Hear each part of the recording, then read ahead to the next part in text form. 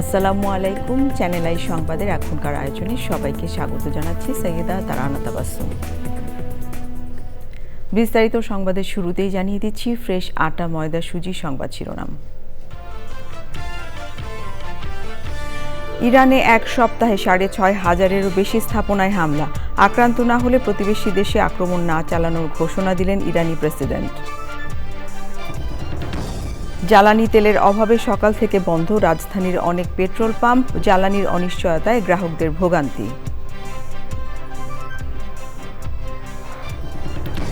জাকাতকে দারিদ্র্য বিমোচনে ব্যবহার করে ইসলামী বিশ্বে মডেল স্থাপনের কথা বললেন প্রধানমন্ত্রী।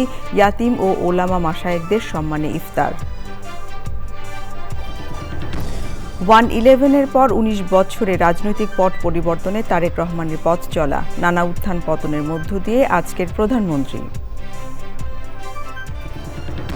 সুবিধা বঞ্চিত ও বিশেষ চাহিদা সম্পন্নদের প্রকৃতি বন্ধুর ঈদ উপহার বিতরণ। পিছিয়ে পড়া জনগোষ্ঠীর আর্থসামাজিক উন্নয়নে রাষ্ট্রীয় বেসরকারি উদ্যোগের তাগিদ। এবং ঐতিহাসিক ৭ই মার্চ আজ ৭১-এর এদিন মুজিব ঘোষণা করেন, এবারের সংগ্রাম মুক্তির সংগ্রাম, এবারের সংগ্রাম স্বাধীনতার সংগ্রাম।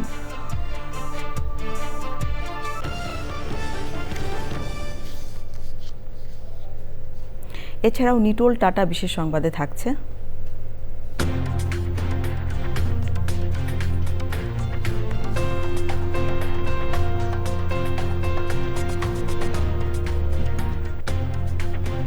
চার ক্ষেত্রে বিশেষ অবদানের জন্য রাধুনী কীর্তিমতীর সম্মাননা প্রদানের খবর।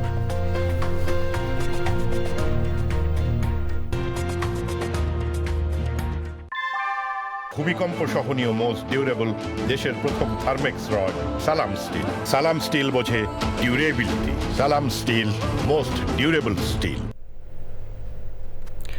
সংবাদ শিরোনামগুলো জানাচ্ছিলাম। এখনকার এই সংবাদ আয়োজন একই সঙ্গে চ্যানেল আইয়ের ইউটিউব চ্যানেল এবং চ্যানেল আইয়ের ওটিটি প্ল্যাটফর্ম আইস্ক্রিনে লাইভ স্ট্রিম হচ্ছে। এবারে পুরো সংবাদ, আর শুরুতেই ইরান যুদ্ধের ৮ম দিন।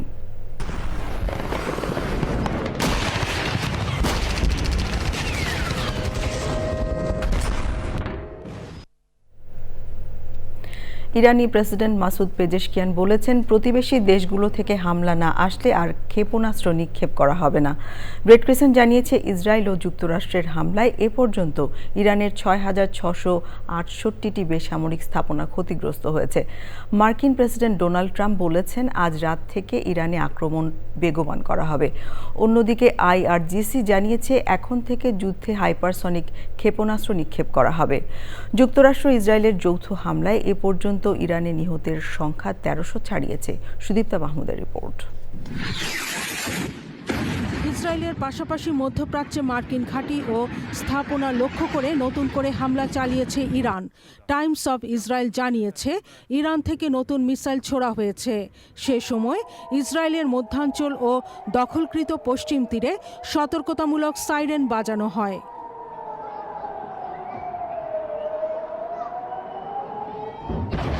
ইরানের ইসলামী বিপ্লবী গার্ড কোর আইআরজিসি জানিয়েছে, তাদের নতুন প্রজন্মের ক্ষেপণাস্ত্র উপসাগরীয় দেশগুলোতে থাকা মার্কিন ঘাঁটিগুলোতে আঘাত এনেছে। একই ক্ষেপণাস্ত্র দিয়ে ইসরায়েলের বেন গুরিয়ন বিমানবন্দর, হাইফা এবং তেল আবিবে হামলা চালানো হয়। ইরাকের বসরায় বিদেশি তেল কোম্পানিগুলোর কর্মীদের একটি কম্পাউন্ড লক্ষ্য করে ড্রোন হামলা চালিয়েছে তেহরান। এতে মার্কিন প্রতিষ্ঠান হ্যালিবার্টন এবং কেবিআরের অফিস ও গুদামে আগুন লেগে ব্যাপক ক্ষয়ক্ষতি হয়েছে। প্রভাবশালী মার্কিন সংবাদ মাধ্যম ওয়াশিংটন পোস্ট এক প্রতিবেদনে জানিয়েছে, মধ্যপ্রাচ্যে মার্কিন সেনাবাহিনীর ঘাঁটি, সামরিক অবকাঠামো, জাহাজ, বিমান, এমনকি মার্কিন সেনারা কোন কোন জায়গায় যাচ্ছে বা আছে তার সব গোয়েন্দা তথ্য ইরানকে দিচ্ছে রাশিয়া। অত্যাধুনিক স্যাটেলাইটে তোলা ছবিও ইরানকে সরবরাহ করছে রাশিয়া।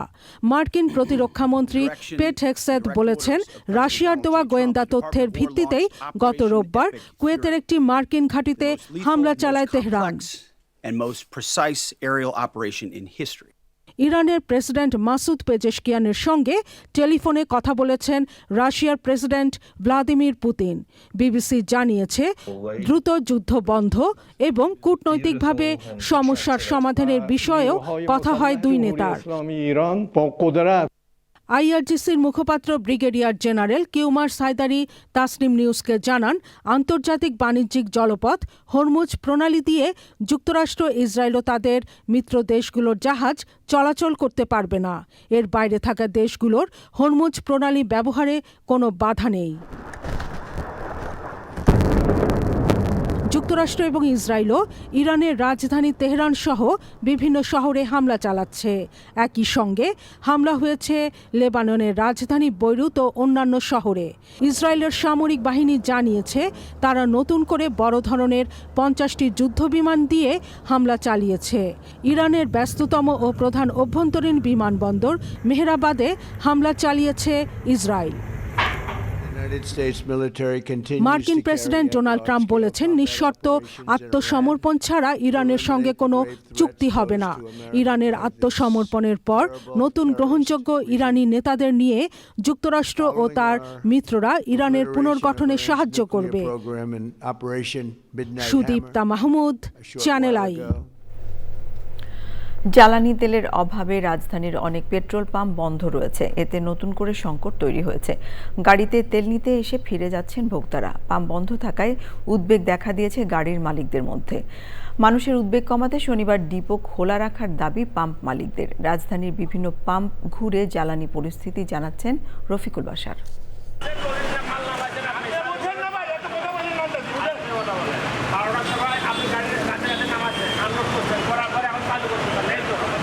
এভাবে বন্ধ পেট্রোল পাম্পে জটলা।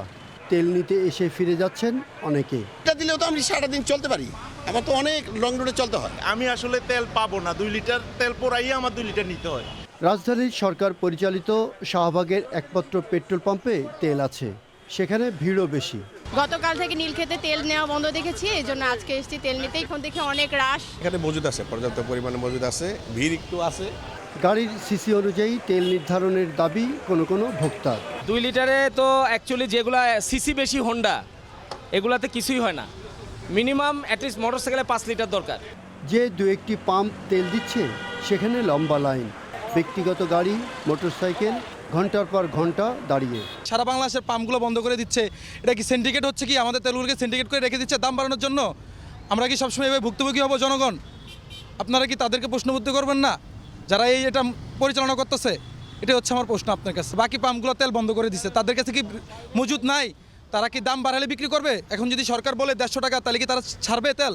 তখন কি তাদের কাছে তেল চলে আসবে? কিভাবে আসবে? এটা কি জাদুর ম্যাজিক হয়? একটু জিজ্ঞেস করবেন তাদের কাছে। নির্দিষ্ট করে দিয়েছে সীমা, এটা উভয়ের জন্যই ভালো। সরকারের রিজার্ভটা ঠিক থাকলো, আবার সবাই কম বেশি তেল নিতে পারলো। সিরিয়াল গেছে শাইন কলেজের পিছন থেকে। এখান থেকে আমি আসছি হলো 12টা বাজে, আমি 8টার দিকে আসছি, 12টা 15 আমি এখানে আসছি। আসলে কি তেল পাম্পে নাই নাকি মূল্য বৃদ্ধির পায়তারা, কোনটা? সার্বক্ষণিক তেল পাওয়া যাচ্ছে সেনাবাহিনী পরিচালিত ট্রাস্ট পাম্পেও। ভোক্তার চাপটা ফেস করছি, তোল ঠিক মতোই আছে, তোল আমরা ঠিক মতো দিচ্ছি।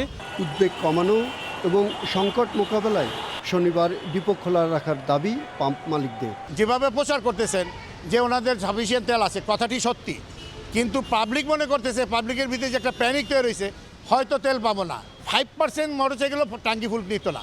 200 টাকা 100 টাকা, 200 টাকা 100 টাকা। এখন সব মোটরসাইকেল ট্যাঙ্কি ফুল। আচ্ছা, প্রাইভেট কার 5 লিটার 10 লিটার, এর বেশি নিত না। এখন সব গাড়ি এসে ট্যাঙ্কি ফুল। শনিবার দিন অন পেমেন্ট তেল দেন, আমরা পেমেন্ট দিব, তেল দিবেন। মানুষকে জ্বালানি তেল নিয়ে উদ্বিগ্ন না হওয়ার আহ্বান বিপিসি। সরকার বলছে যথেষ্ট মজুদ আছে, কিন্তু মজুদ থাকা সত্ত্বেও কেন পেট্রোল পাম্পগুলো বন্ধ? কেন তারা দীর্ঘক্ষণ লাইনে দাঁড়িয়ে তেল নিতে হচ্ছে? দ্রুত এসব সমস্যার সমাধানের দাবি তাদের। রাজধানীর ট্রাস্ট পেট্রোল পাম্প থেকে রফিকুল বাশার, চ্যানেল আই। বিদ্যুৎ, জ্বালানি ও খনিজ সম্পদ মন্ত্রী ইকবাল হাসান মাহমুদ জানিয়েছেন, আপাতত জ্বালানি তেলের দাম বাড়ানো হবে না। তেলের দামের বিষয়টি তদারকিতে রোববার থেকে ভ্রাম্যমাণ আদালত কাজ করবে। দুপুরে প্রধানমন্ত্রীর কার্যালয়ে জ্বালানি পরিস্থিতি নিয়ে প্রধানমন্ত্রী তারেক রহমানের সঙ্গে বৈঠক শেষে বিদ্যুৎ মন্ত্রী আরও বলেছেন, জ্বালানি তেল নিয়ে উদ্বিগ্ন হওয়ার কিছু নেই, তেলের পর্যাপ্ত মজুদ রয়েছে। তবে যুদ্ধ কতদিন চলবে সেটা নিয়ে অনিশ্চয়তা আছে। সেক্ষেত্রে তেলের চাহিদা মেটাতে রেশনিং করা হবে।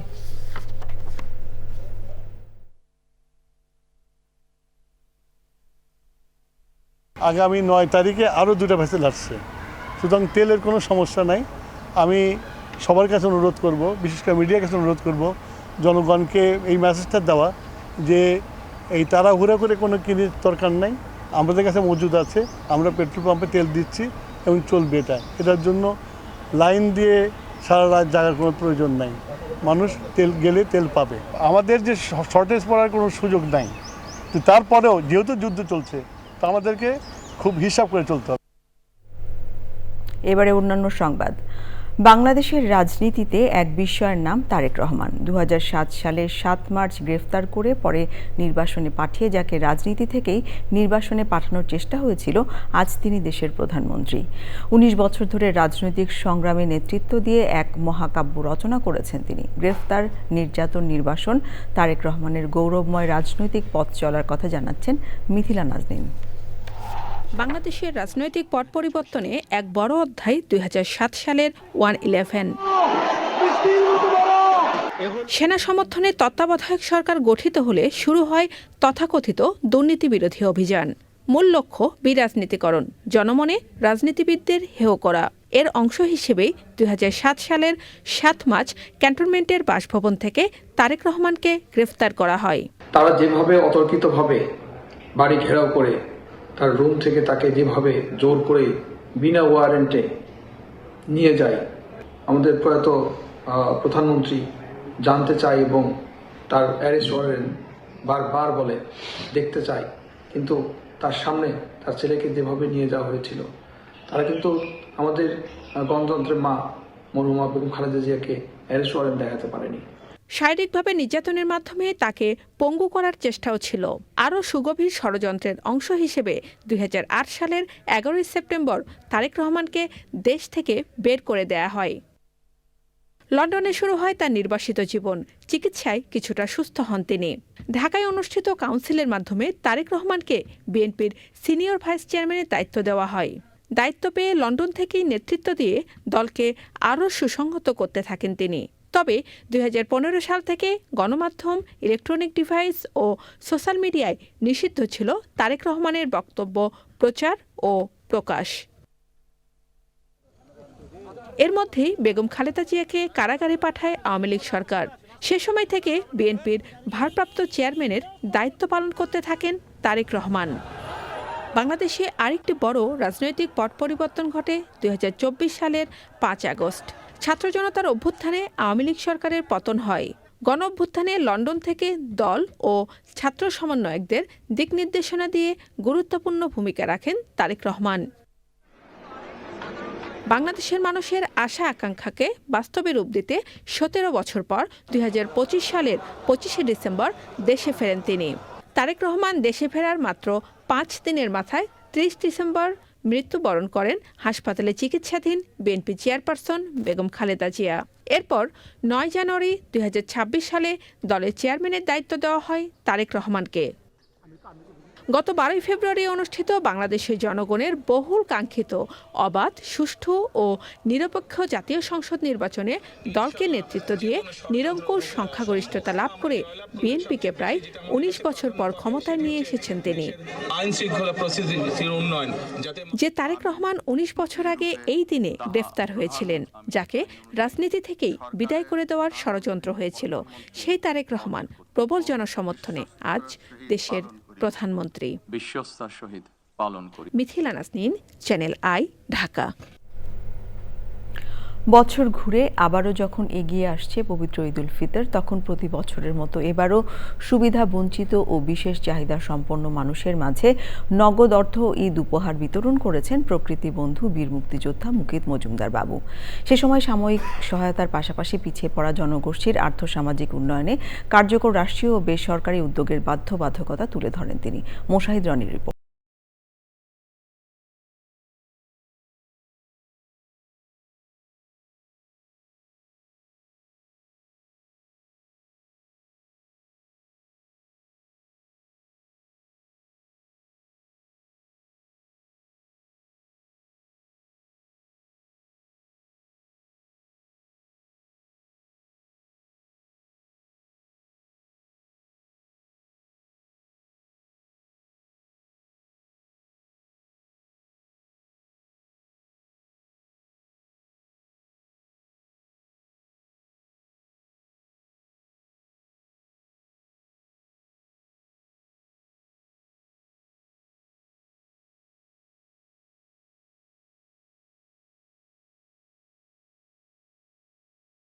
সে আল্লাহর কাছে লাখ লাখ শুকরিয়া। আলহামদুলিল্লাহ, আল্লাহ জানে আরে হাজার বছর বাঁচায় রাখুক, দোয়া করি আরো দেখ আমরা আরো পাবো।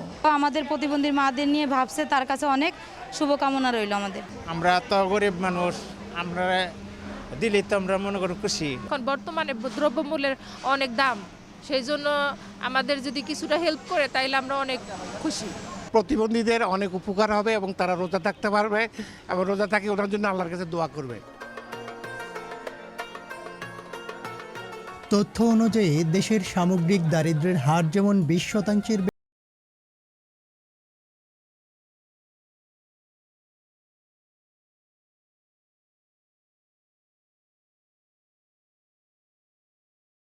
টেকসই অগ্রযাত্রা সম্ভব মনে করেন প্রকৃতি বন্ধু। আসলে যারা বিশেষ চাহিদা সম্পন্ন তাদের পক্ষে কিন্তু সব জায়গায় যাওয়া সম্ভব না সাহায্য সহযোগিতার জন্য। আমাদের পক্ষে যতটুকু সম্ভব আমাদের এই ব্যাপারে এগিয়ে আসা উচিত এবং যেটা প্রকৃতি জীবন ফাউন্ডেশনের মাধ্যমে প্রতি বছরই আমরা বিশেষ চাহিদা সম্পন্ন যারা তাদের কাছে আসি এবং তাদের নানাভাবে সাহায্য করি এবং ঈদটা যাতে তারা ভালোভাবে করতে পারে তারই একটি প্রচেষ্টা। সে কাজটি আমরা যেমন প্রকৃতি জীবন ফাউন্ডেশন থেকে করছি, অন্যরাও অন্য সংগঠন থেকে এগিয়ে আসলে এবং যারা ব্যক্তিগতভাবে এই ব্যাপারটিকে তারা অ্যাড্রেস করতে পারবেন তারাও যেন এগিয়ে আসে। এই কাজটি আমরা যেন করি এই কারণেই যে আমরা একাই যেন ঈদের আনন্দ উপভোগ না করি, সবাইকে নিয়ে যেন এই আনন্দটা ভাগাভাগি করে নেই। যথাযথ শিক্ষা, প্রশিক্ষণ ও পৃষ্ঠপোষকতায় বিপুল জনসংখ্যাকে জনসম্পদে পরিণত করা গেলেই ভবিষ্যতের নিরাপদ ধরিত্রী বিনির্মাণ অভিযাত্রা গতি পাবে বলে মত বিশ্লেষকদের। Moshahid Roni, channel I, Savar, Dhaka. প্রধানমন্ত্রী তারেক রহমান বলেছেন, জাকাতকে দারিদ্র্য বিমোচনে ব্যবহার করে বাংলাদেশকে ইসলামী বিশ্বে মডেল হিসেবে উপস্থাপনের সুযোগ রয়েছে। রমজান মাসে মুনাফার জন্য যারা অসাধু পথ অবলম্বন করে তাদের উদ্দেশ্যে প্রধানমন্ত্রী বলেছেন, অনুগ্রহ করে তারা যেন মানুষের কষ্টের কারণ না হন। রাজধানীতে আলেম, ওলামা ও ইয়াতিমদের নিয়ে ইফতার করে প্রধানমন্ত্রী বলেছেন, বিত্তবানরা যদি কোরআন হাদিসের নির্দেশনা অনুযায়ী দায়িত্ব পালন করেন তাহলে ইয়াতিমরা আত্মবিশ্বাসের সাথে এগিয়ে যাওয়ার প্রেরণা পাবে।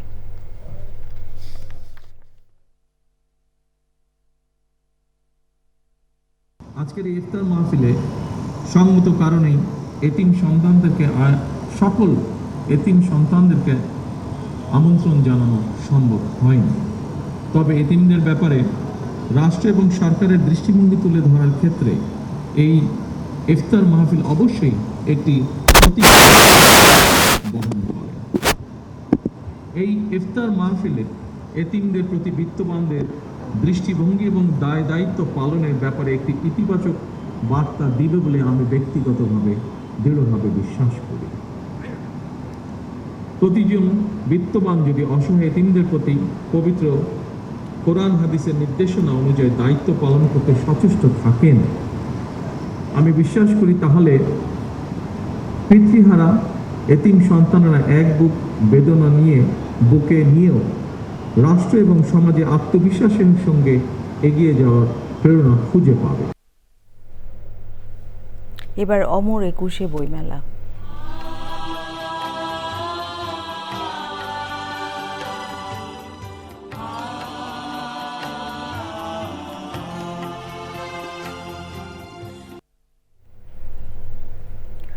অমর একুশে বইমেলায় 10ম দিনের সাপ্তাহিক ছুটি থাকায় মেলা প্রাঙ্গণে ছিল শিশুদের ভিড়। শিশুতোষ বইয়ের চাহিদাও ছিল অন্য দিনের তুলনায় বেশি। জনপ্রিয় পাপেট শোয়ের মাধ্যমে শিশুদের বিনোদন আর শিক্ষা দেওয়ার সুযোগ রাখা হয়। বইমেলায় প্রকাশিত বইয়ের সংখ্যাও বাড়ছে। মোড়ক উন্মোচন করা হয় কবিতার বই, জল জোছনার স্নান ও বাতাসে জলে আগুন সহ অন্যান্য বইয়ের। বইমেলা চলবে 15ই মার্চ পর্যন্ত। এবারে স্বাধীনতার 55 বছর নবযাত্রায় বাংলাদেশ।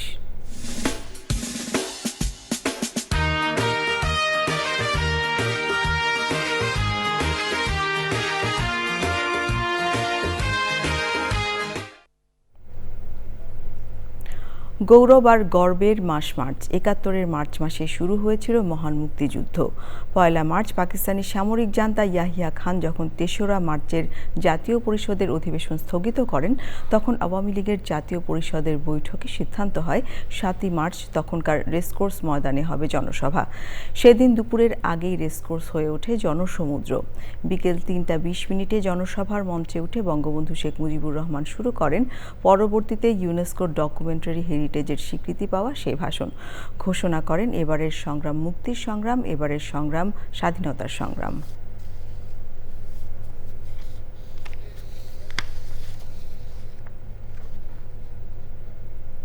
এবারে নিয়ে নিচ্ছি বিরতি। বিরতির পর্যায়ে থাকছে নেপালে সাধারণ নির্বাচনে প্রাথমিক ভোট গণনায় এগিয়ে গণ অভ্যুত্থানে নেতৃত্ব দেয়া রাষ্ট্রীয় স্বতন্ত্র পার্টি। পূর্ণাঙ্গ ফল পেতে লাগবে 1 সপ্তাহ।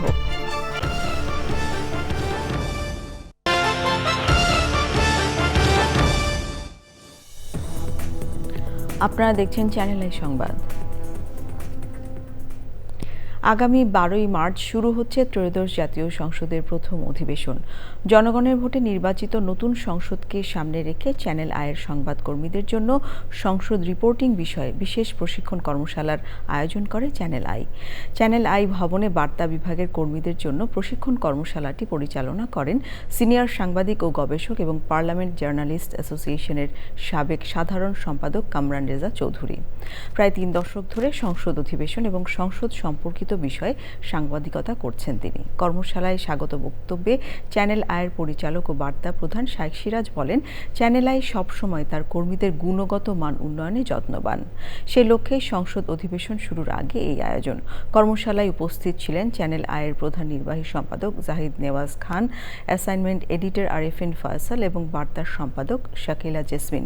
কর্মশালাটি সঞ্চালনা করেন chief of digital operations Tariqul Islam Masum. কর্মশালায় জাতীয় সংসদ অধিবেশন এবং এর কমিটিগুলোর কার্যক্রম সহ বিভিন্ন দিক নিয়ে আলোচনা করেন প্রশিক্ষক। নরসিংদীর সরকারি হাসপাতালের চিকিৎসকরা ঠিক সময় উপস্থিত থাকছেন কিনা তা দেখতে হাসপাতাল পরিদর্শন করেছেন স্বাস্থ্য ও পরিবার কল্যাণ মন্ত্রী সরদার মোহাম্মদ সাখাওয়াত হোসেন। শনিবার সকাল 8:30টায় নরসিংদীর পলাশ উপজেলা স্বাস্থ্য কমপ্লেক্সে আকস্মিক সফরে যান তিনি। সে সময় তিনি হাসপাতালটির জরুরি বিভাগ, রোগীদের ওয়ার্ড ও চিকিৎসকদের চেম্বার পরিদর্শন করেন। স্বাস্থ্যমন্ত্রী 1 ঘণ্টা অবস্থান করেও হাসপাতালটিতে অধিকাংশ চিকিৎসকের উপস্থিতি না পেয়ে হতাশা প্রকাশ করেন। তিনি বলেন, সারা দেশের হাসপাতালগুলোতে এখন থেকে অ্যান্টি র্যাবিজ ভ্যাকসিন দেওয়া হবে।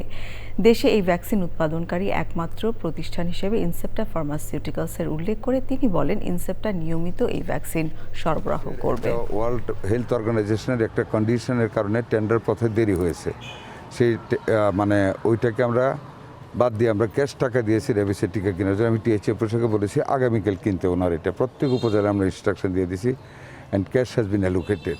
ওনার র্যাবিস অ্যান্টি র্যাবিস যেটা একটা মাত্র ইন্ডাস্ট্রি তৈরি করেন ইনসেপ্টটা, ওনাদেরকেও বলেছি, তারাও বলেছে তারা রেগুলার সাপ্লাই দিয়ে যাবে এবং ক্যাশ টাকা দিয়েছে। সারা বাংলাদেশে এখন অ্যান্টি র্যাবিস টিকার কোনো অসুবিধা হবে না। নেপালে সাধারণ নির্বাচনে প্রাথমিক ভোট গণনায় এগিয়ে আছে গণ অভ্যুত্থানে নেতৃত্ব দেয়া দল রাষ্ট্রীয় স্বতন্ত্র পার্টি আরএসপি। র্যাপার ও কাঠমান্ডুর সাবেক মেয়র বলেন্দ্র শাহ এই দলের নেতৃত্বে রয়েছেন। নির্বাচন কমিশনের তথ্য মতে 275 আসনের পার্লামেন্টের নিম্নকক্ষে 2/3 সংখ্যা গরিষ্ঠতা অর্জনের পথে রয়েছে আরএসপি। শনিবার সকাল পর্যন্ত 165টি আসনের মধ্যে 24টির ফলাফল ঘোষণা করা হয়েছে। এর মধ্যে আরএসপি 18টি এবং নেপালি কংগ্রেস 5টি আসনে জয়ী হয়েছে। সাবেক প্রধানমন্ত্রী কেপি শর্মা ওলির দল সিপিএন ইউএমএল মাত্র 1টি আসন পেয়েছে। 99 আসনে এগিয়ে রয়েছে আরএসপি। এছাড়া আনুপাতিক প্রতিনিধিত্বের 110টি আসনের ভোট গণনায়ও বলেন্দ্র শাহের দল অর্ধেকের বেশি ভোট নিশ্চিত করেছে। নির্বাচন কমিশনের মুখপাত্র জানান, সোমবারের মধ্যে ফল পাওয়া যেতে পারে, তবে আনুপাতিক ভোটের পূর্ণাঙ্গ ফল পেতে 1 সপ্তাহ লাগবে। এবারে আইস্ক্রিন সাংস্কৃতিক সংবাদ।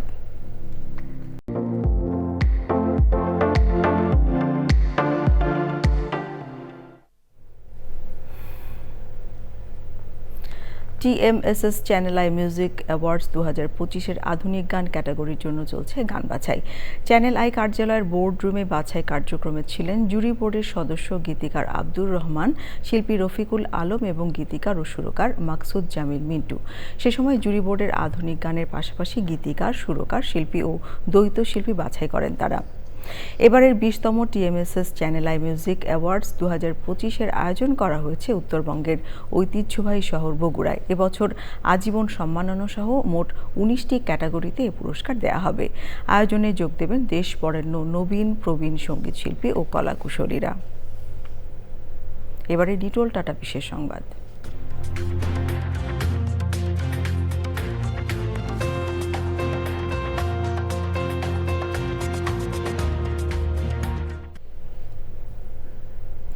সমাজ কল্যাণ, সাংবাদিকতা, ব্যবসায়, উদ্যোগ ও ক্রীড়া এই 4 ক্ষেত্রে বিশেষ অবদানের জন্য 4 জনকে দেয়া হয়েছে রাধুনী কীর্তিমতী সম্মাননা 2025। আন্তর্জাতিক নারী দিবসের আগে রাজধানীতে এক অনুষ্ঠানে তাদের হাতে সম্মাননা তুলে দেওয়া হয়। জাকিয়া আক্তারের রিপোর্ট। সমাজের নানা প্রতিকূলতার মধ্যেও মেধা আর শ্রম দিয়ে নিজের পাশাপাশি অন্যকে আলোকিত করা 4 কীর্তিমতীকে দেওয়া হয়েছে রাধুনী কীর্তিমতী সম্মাননা 2025। 20 বছর ধরে নারীদের এই সম্মাননা তুলে দিচ্ছে রাধুনী। আন্তর্জাতিক নারী দিবস ঘিরে রাজধানী একটি হোটেলে জমকালো আয়োজনে সাংবাদিকতায় কাউসার সোহেলি, সমাজ কল্যাণে নূর নাহার, ব্যবসায় উদ্যোগে সুরাইয়া ফারহানা রেশমা ও ক্রীড়ায় ঋতুপর্ণা চাকমাকে দেওয়া হলো রাধুনী কীর্তিমতী সম্মাননা। প্রতিকূল পরিস্থিতিতেও হেরে না যাওয়ার কথা উঠে আসে সম্মাননা প্রাপ্তদের বক্তব্যে। আমি ভীষণ কৃতজ্ঞ। আমি যাদের সহজ করে বললে মালিক পক্ষ, তাদের আমি কোনোদিন মালিক পক্ষ হিসেবে পাইনি। এই কৃতজ্ঞতার কোনো শেষ নেই। আমি এই জনগোষ্ঠীকে নিয়ে কাজ করে আজকে আমি সম্মাননা পাইছি। যতদিন আমি বেঁচে থাকবো আমি নারী ও শিশু নিয়ে কাজ করে যাব। এমন একটা সময় ছিল আমি 2-5 লোকের সামনে যেতে পারতাম না। আজকে আমি শত শত মানুষের সামনে দাঁড়িয়ে কথা বলতে পারছি। অনুষ্ঠানে ছিলেন স্কয়ার ফুড অ্যান্ড বেভারেজ লিমিটেডের ব্যবস্থাপনা পরিচালক Anjan Chowdhury, Square Food and Beverage লিমিটেডের প্রধান নির্বাহী মোহাম্মদ পারভেজ সাইফুল ইসলাম, বিবিসি উইমেন উইংসের চেয়ারপারসন রুবাবাদ দৌলা ও মোহাম্মদী গ্রুপের chairman Rubana Huq. Zakia Akter, channel I, Dhaka. এবারে পূবালী ব্যাংক বাণিজ্য সংবাদ।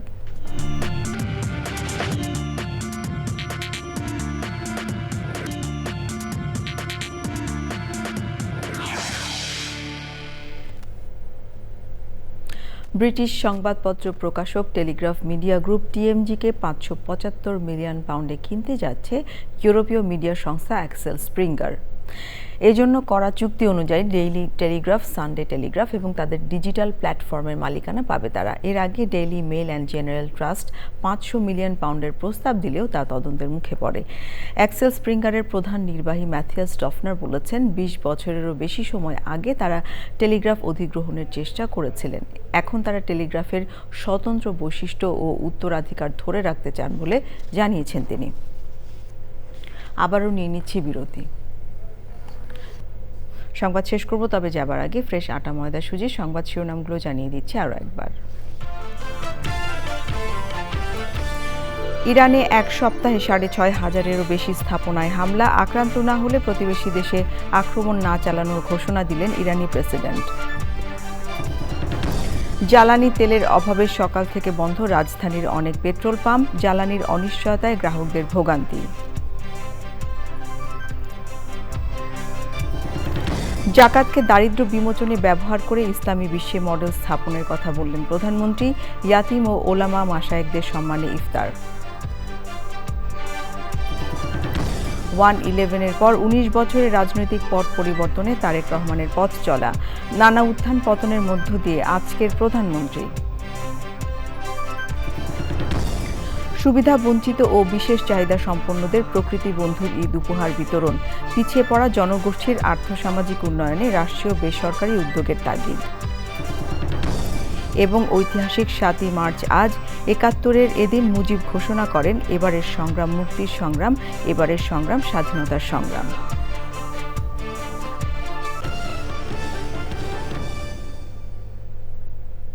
এই ছিল আমাদের এখনকার সংবাদ আয়োজন। ধন্যবাদ সবাইকে এতক্ষণ সঙ্গে থাকবার জন্য।